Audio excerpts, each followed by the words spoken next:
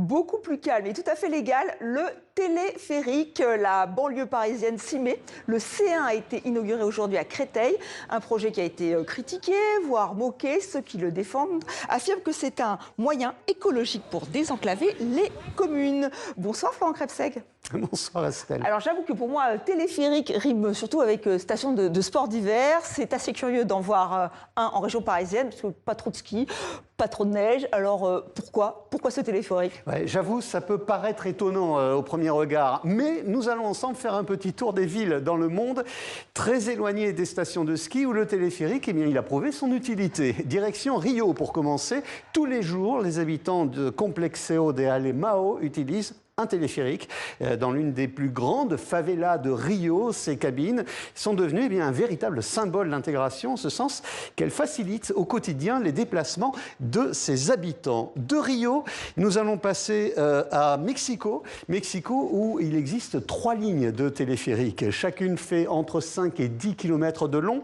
Les câblebús, comme on les appelle là-bas, permettent de désengorger le réseau routier et raccorder les quartiers les plus éloignés et difficiles d'accès à cause des reliefs très irréguliers. Et c'est un succès. La ligne 1, par exemple, transporte 4000 passagers par heure. Nous allons à Santorin maintenant, en Grèce. Là encore, on n'est pas en haute montagne.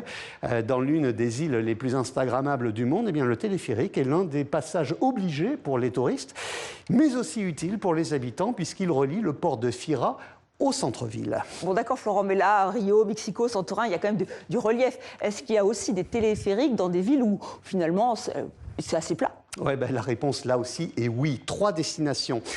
Pourquoi New York a son téléphérique? Eh bien, les habitants de Roosevelt Island sont bien contents tous les matins, depuis 50 ans, de rejoindre Manhattan rapidement en 3 minutes et pour le prix d'un ticket de métro. En plus, pour les touristes, nous avons là une belle attraction. On passe à Londres. Là encore, pas beaucoup de relief et pourtant, nous avons là-bas un téléphérique dans cette ville où le foncier est très précieux et où on cherche par tous les moyens à limiter le trafic sur l'asphalte. Eh bien, l'idée s'est imposée.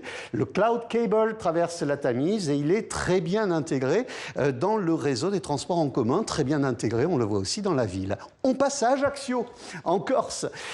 Pour en finir, je vous présente Angelo, le téléphérique urbain, est destiné lui aussi à désengorger les routes face aux difficultés quotidiennes de déplacement dans la ville la plus peuplée de Corse. Angelo a été inauguré il y a 2 mois, il reste encore du travail à faire pour convaincre l'ensemble de la population. Le jour de l'ouverture, il y a des gens qui se sont présentés en tenue de ski pour se moquer de l'initiative, ce qui n'est pas très sympa, pas très juste, puisque il existe désormais 80 téléphériques urbains utiles et en fonctionnement dans le monde. Et voilà, et grâce à vous, on ne s'en moquera plus. Non. Merci Florent.